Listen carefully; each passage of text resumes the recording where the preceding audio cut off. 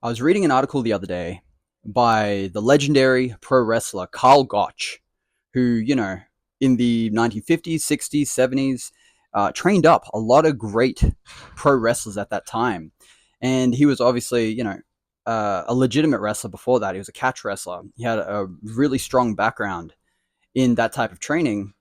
And someone once, in the article, they asked him, this was like probably 20 or 30 years ago, they asked him what he thought of pro wrestling in the late 80s, 90s. And I found his answer very interesting. He said, pro wrestlers are not pro wrestlers anymore.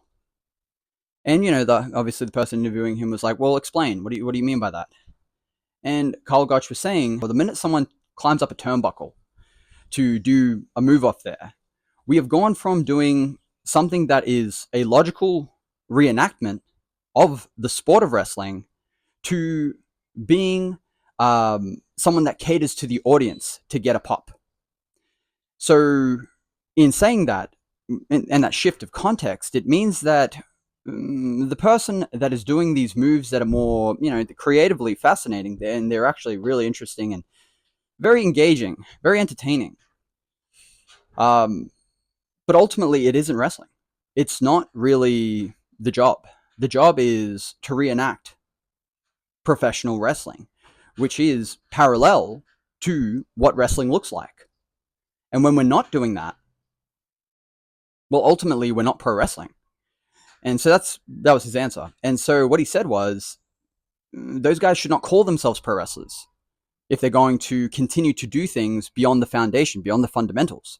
They should call themselves acrobats. They should call themselves method actors, but they should never call themselves pro wrestlers because of, obviously the disrespect it gives the foundation that the tree has provided, right? So you've got all these branches of wrestling these days that are pro wrestlers, right? They label themselves pro wrestlers. However, if they don't know chain wrestling, if they have not come from the fundamentals and they don't display that and emphasize that, then they are entertainers playing wrestlers. They're not actual pro wrestlers. And I found that article so interesting. This is the kind of, headspace that I study a lot. A lot of those guys, like George Hackenschmidt, like Billy Robinson, like Billy Riley, Billy Robinson's trainer, and, like I just said, Karl Gotch, all these guys, and the lineage of those pro wrestlers, because those pro wrestlers were so grounded, not only publicly, but also personally. These guys were very successful individuals that knew exactly what they wanted out of the craft. Maybe not the business. I think some of them got blacklisted, in all honesty, for being so outspoken. But they knew what they wanted from the craft, and they found their way to make money through it. They found their way to earn their living doing what they're passionate about. And so, in this video, I think that's something that I really wanted to share because, honestly, when you look in the mirror and you say you're a pro wrestler, can you grapple someone? Can you catch wrestle? If I put you in an MMA gym to grapple with a BJJ guy, right? Will that guy, even if you don't win, will that guy know that guy's definitely a wrestler? He's definitely got a wrestling background. Or will that guy laugh?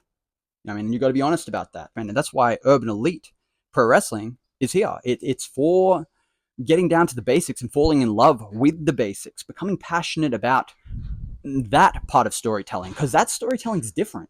When you're just grappling, the story almost tells itself. The dynamic is so easy because it's about two competitors, not a hero and a villain.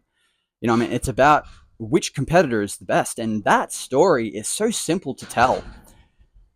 And that's the beautiful thing about technical pro wrestling, which is chain wrestling, catch wrestling, anything that kind of promotes the true story of the sport, given the individual's personality, which is their true, authentic gimmick anyway.